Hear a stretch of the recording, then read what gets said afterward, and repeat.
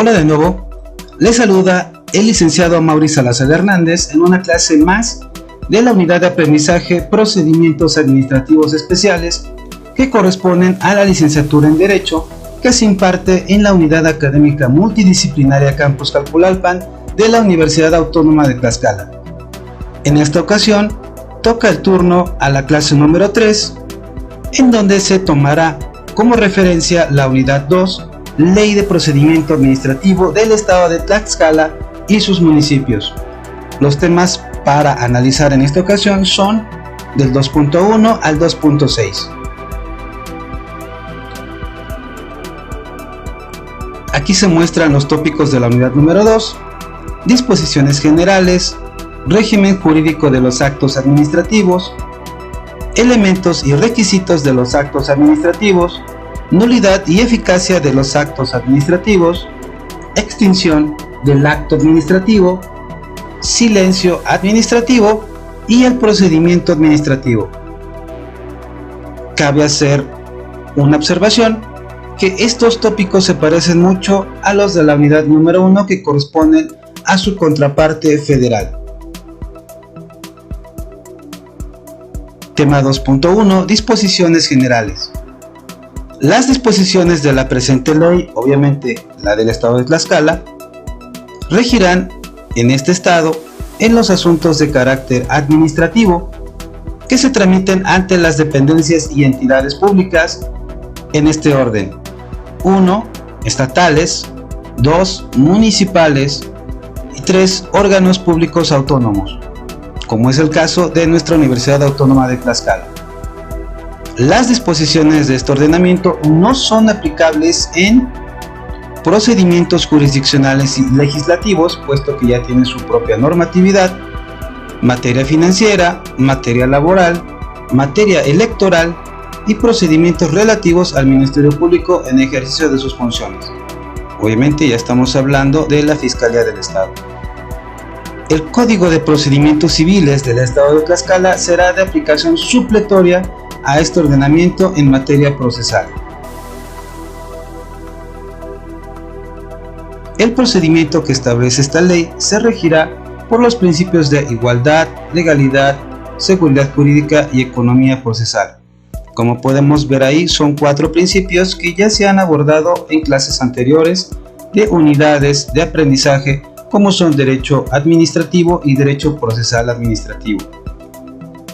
Tenemos también que esta ley define lo que es autoridad administrativa.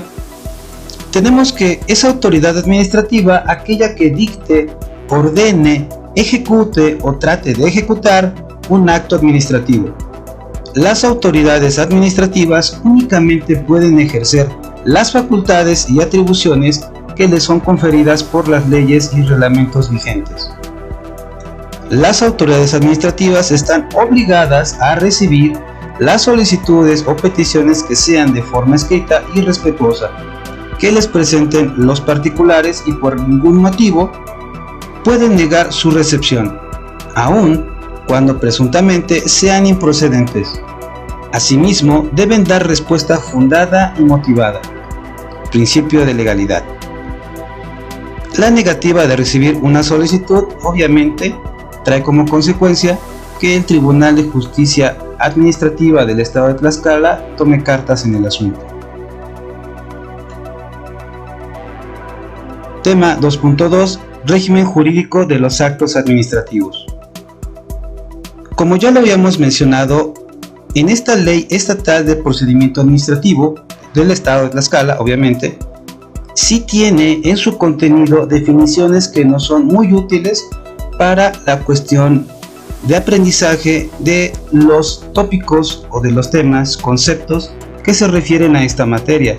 Caso contrario, sucede en su contraparte federal, donde no se detienen, por así decirlo, para definir ciertos conceptos. En este caso tenemos la definición del acto administrativo. El acto administrativo es la declaración unilateral de la voluntad dictada por las autoridades administrativas en ejercicio de su potestad pública que crea, declara, reconoce, modifica, transmite o extingue derechos u obligaciones de los particulares o gobiernos estatal o municipales. Los actos administrativos se clasifican para el objeto de este ordenamiento en 1. Definitivos. Son aquellos actos administrativos que son un fin en sí mismo o que son el resultado de un procedimiento ordinario. Tenemos una subclasificación de los definitivos, que son los declarativos, que como ejemplo encontramos las certificaciones, constancias y actos registrales. También los regulativos, en donde encontramos permisos, licencias, autorizaciones o análogos. También tenemos los constitutivos, donde encontraremos concesiones, adjudicaciones y licitaciones. 2. Procedimentales. Son los actos administrativos que, en conjunción con otros actos de la misma naturaleza ordenados y sistematizados, tienden a emitir un acto de autoridad definitivo, tales como son notificaciones, audiencias, autos, recursos, ofrecimiento y desahogo de pruebas y análogos. 3. Ejecutivos. Son actos que, en virtud de su carácter coercible, entendemos coercible como la fuerza, tienen como finalidad la ejecución de un acto administrativo definitivo, tales como medios de apremio, procedimientos económicos de ejecución o análogos. Los actos administrativos son de dos géneros, es decir, de dos naturalezas: general o individual. Los de carácter general son los dirigidos a los particulares en su conjunto, tales como reglamentos, acuerdos y cualquier otro de similar naturaleza. Para que surtan sus efectos legales, deberán publicarse en el Periódico Oficial del Estado de Tlaxcala o en los medios oficiales de divulgación previstos por las leyes o reglamentos aplicables. Los de carácter individual son aquellos actos concretos que inciden en la esfera jurídica de personas determinadas con nombre y apellido y no requieren necesariamente su publicidad. Tema 2.3. Elementos y requisitos de los actos administrativos. Una vez más, utilizaremos la técnica de los colores para diferenciar entre elementos y requisitos. Como sucedió en la vez pasada, ocupamos los colores rojo y azul para distinguir entre elementos y requisitos, solamente que en esta ley sí vienen especificados quiénes son los elementos y quiénes son los requisitos. Son elementos sustanciales del acto administrativo: 1. Que sea realizado por autoridad competente en ejercicio de su potestad pública. 2. Que sea efectuado sin que medie error, dolo, violencia o vicio del consentimiento. 3. Que tenga por objeto un acto lícito y de posible realización material y jurídica sobre una situación jurídica concreta. Y 4. Que no contravenga el interés general. Por otra parte, tenemos que son requisitos de validez del acto administrativo: 1. Constar por escrito. 2. Contener la mención del lugar, fecha y autoridad que lo suscribe. 3. Estar debidamente fundado y motivado. 4. Contener la manifestación clara y precisa del objeto del acto. 5. Contener la referencia específica de identificación del expediente que se trate, un nombre completo del o los interesados. 6. Ser notificado apegándose a los ordenamientos en vigor aplicables y en su caso publicado. Igualmente deberá mencionar los recursos administrativos que pueda interponer su destinatario en su caso de desacuerdo. Este punto es importante y hace una distinción del derecho administrativo con otras materias. 7. Dar intervención a terceros interesados cuando el ordenamiento de la materia así lo establezca. Y 8. Ser efectuado por el servidor público facultado para ello. No perdamos de vista que seguimos manejando el código de colores rojo y azul. Tema 2.4. Nulidad y eficacia de los actos administrativos. Tenemos que está afectado de nulidad absoluta el acto administrativo que no reúna los elementos de validez, los que acabamos de ver. El acto administrativo afectado de nulidad absoluta produce efectos provisionales que serán destruidos retroactivamente cuando se decrete por la autoridad judicial y por ser de orden público no es susceptible de convalidarse, pudiendo invocarse por todo interesado, inclusive en aquellos casos de los derechos difusos. Por otro lado, está afectado de nulidad relativa, color azul, el acto administrativo que no reúna los requisitos de validez. Dicho acto es válido, ejecutable y subsanable, en tanto no sea declarada su suspensión o nulidad por la autoridad competente. La autoridad administrativa que emita el acto afectado de nulidad relativa puede subsanar las irregularidades en los requisitos de dichos actos para la plena validez y eficacia del mismo. El acto que sea subsanado producirá efectos retroactivos a la fecha de su expedición, siempre que este acto no sea en perjuicio del particular. Como ya vimos, aquí en esta ley estatal tenemos la nulidad absoluta y también tenemos nulidad relativa, que en la contraposición federal, nulidad absoluta sería la nulidad y la nulidad relativa sería la anulabilidad, para hacer un símil, una comparativa entre lo que manifiesta la ley federal y una ley estatal, como es el caso de Tlaxcala. La nulidad absoluta o relativa puede ser invocada por el particular a través de el recurso de revisión establecido en la Ley de Procedimiento Administrativo del Estado de Tlaxcala y sus municipios. La nulidad absoluta o relativa puede ser demandada ante el Tribunal de Justicia Administrativa.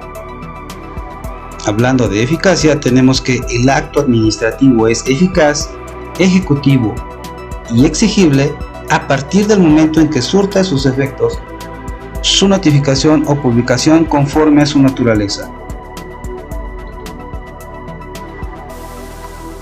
Tema 2.5. Extinción del acto administrativo. Haciendo una comparación con su contraparte federal, tenemos que casi son los mismos supuestos. Sin embargo, en algunos casos cambia un poco, pero podemos decir que son muy parecidos o son casi iguales. El acto administrativo de carácter individual, aclaramos, de carácter individual, se extingue por 1. Cumplimiento de su finalidad.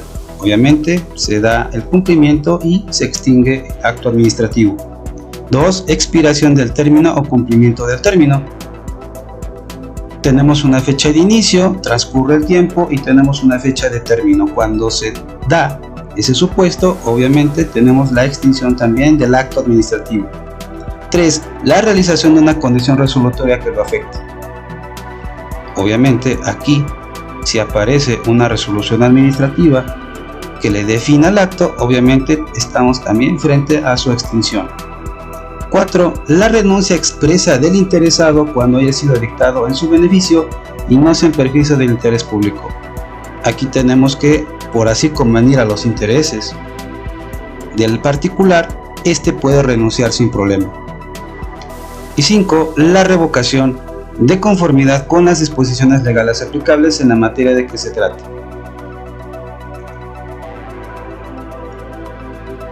Tema 2.6. Silencio administrativo. En todo procedimiento que sea sustanciado ante las autoridades administrativas y su culminación requiera un pronunciamiento concreto respecto de un acto administrativo definitivo, tiene que emitirse una resolución. Es decir, estamos hablando de un procedimiento más complejo, no solamente de una solicitud y ya, sino que estamos ante un inicio, un procedimiento y un fin que se traduce en una resolución. Por eso lo marcamos con ese color negrito. Repito, en todo procedimiento que sea sustanciado ante las autoridades administrativas y su culminación requiera un pronunciamiento concreto respecto de un acto administrativo definitivo, tiene que emitirse una resolución en la que se funde y motive la decisión administrativa respecto a la petición del particular, dentro de los términos que se señalan en las leyes aplicables o, en su defecto, los propios que establezca la Ley de Procedimiento Administrativo en Tlaxcala, los que no deberán exceder de 30 días naturales. Cuando las leyes no establezcan un plazo máximo para dar contestación a una solicitud de los particulares, la autoridad administrativa deberá dar contestación dentro de un plazo de 15 días. Ojo, aquí tenemos dos plazos, uno de 30 días naturales y uno de 15. El de 30 días naturales usualmente se utiliza cuando estamos frente a un procedimiento complejo, mientras que cuando se trata de una petición o una solicitud de los particulares que no es de la misma complejidad, obviamente el plazo es menor. Una vez transcurrido el término, que sea aplicable según los casos que ya vimos, si la autoridad administrativa no ha emitido la resolución correspondiente, será causa de responsabilidad para el servidor público omiso. Obviamente es por cuerda separada. Sin embargo, estamos ante la negativa ficta. La resolución retardada y la imposición de sanción deberán demandarse ante el Tribunal de Justicia Administrativa y los términos señalados inician el día siguiente de la recepción de la solicitud ante la autoridad administrativa.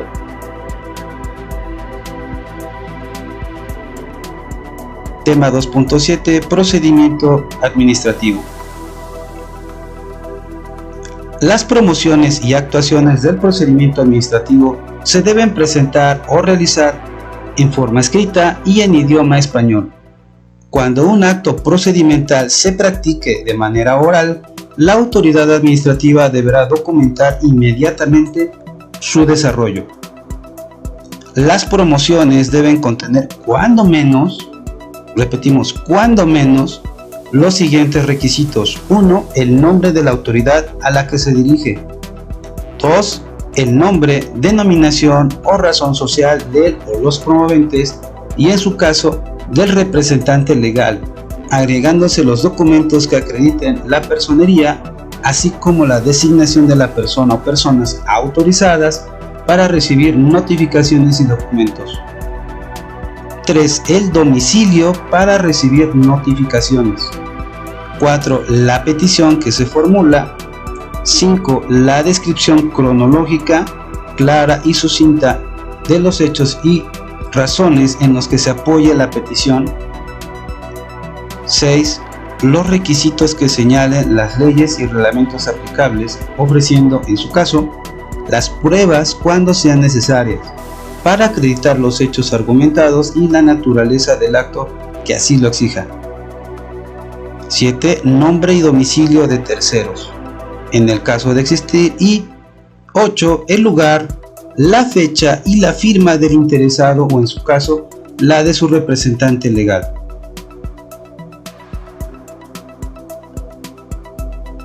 En ningún caso se deben rechazar los escritos que se presenten en las unidades de recepción de las autoridades competentes. Cuando la autoridad competente considere que la solicitud o escrito inicial no reúne todos los requisitos anteriores, prevendrá al interesado por escrito y una sola vez para que subsane las omisiones en un término de 5 días hábiles a partir de que surta efectos la notificación de requerimiento. En las actuaciones se deben escribir número y letra, las fechas y cantidades. No deben emplearse abreviaturas ni enmendar las frases equivocadas.